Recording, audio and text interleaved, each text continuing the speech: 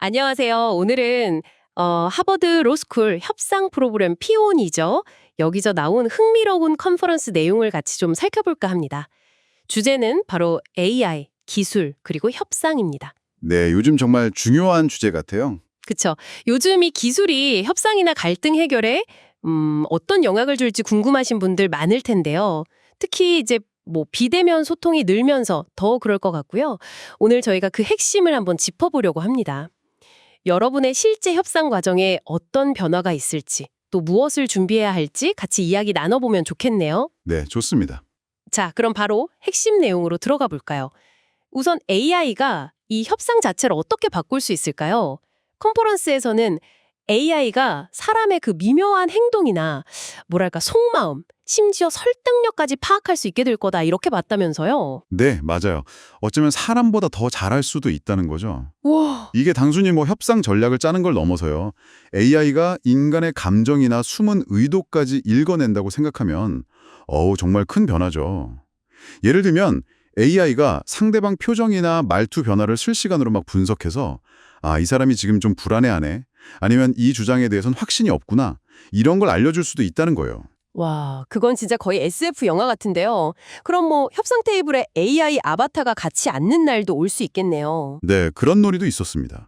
컨퍼런스에서도 그런 가능성을 이야기했다고 들었어요. 네, 하지만 이제 중요한 건 기술적인 가능성뿐만 아니라 그 윤리적인 문제예요.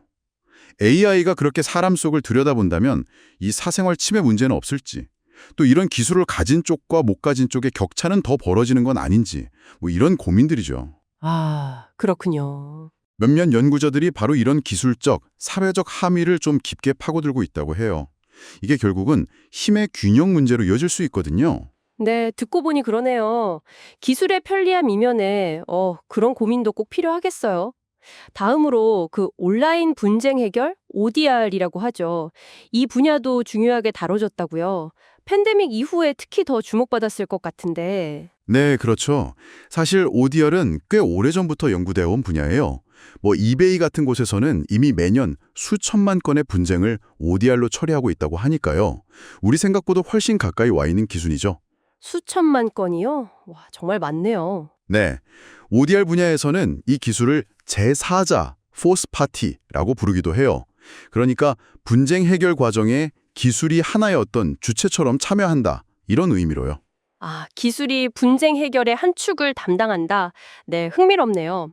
그럼 우리가 온라인 쇼핑몰 같은 데서 겪는 문제들 해결하는 과정에도 이런 ODR 시스템이 쓰이고 있겠군요. 맞아요.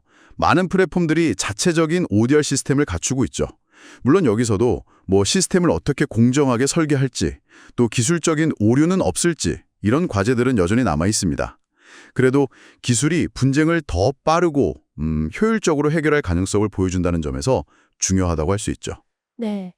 AI 분석 능력에 ODR 시스템까지 이런 기술들이 결국 협상 과정의 그 심리적인 측면에도 영향을 미치겠어요. 정확합니다. 컨퍼런스에서는 그 자연어 처리, NLP 기술로 대화 내용을 분석하거나 비언어적인 신호 있잖아요. 예를 들어 말하는 도중에 잠깐 멈춘다거나 웃음 같은 거, 이런 데이터를 분석하는 연구도 소개됐어요. 아, 어떤 매체로 소통하는지, 이메일인지 화상회의인지, 또 질문을 얼마나 자주 하는지 같은 이런 요소들이 실제 협상 결과에 영향을 미친다는 거죠. 예를 들어 AI가 대화 패턴을 싹 분석해서 지금 상대방이 좀 방어적으로 나오네? 라던가 질문을 통해서 관계를 형성하려고 하네? 같은 통찰력을 줄 수도 있는 거예요. 와. 그럼 AI가 그 프레이밍 편향 같은 설득 기술까지 감지할 수 있다는 건가요? 그러니까 어떤 정보를 좀 선택적으로 제시해서 상대방 판단에 영향을 미치려는 시도 같은 거요. 네, 맞아요. 그런 분석까지도 가능할 수 있다. 이런 전망이 나왔습니다.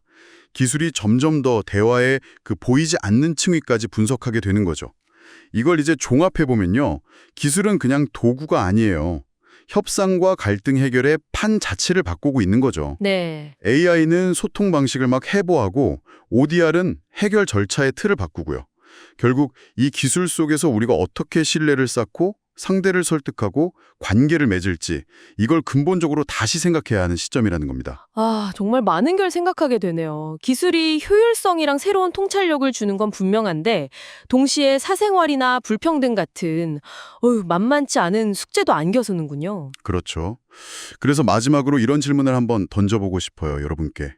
만약에 AI가 우리의 설득 방식, 나 숨은 의도까지 파악하고 심지어 모방할 수도 있다면요. 앞으로 기술이 이렇게 점점 더 깊숙이 관여하는 상황에서 여러분은 어떻게 진심을 전달하고 신뢰를 얻으면서 협상하고 갈등을 풀어가실 건가요? 이 기술의 도움을 받으면서도 어떻게 인간적인 판단과 관계를 지켜나갈 수 있을지 한번 깊이 고민해 보시면 좋겠습니다. 네, 오늘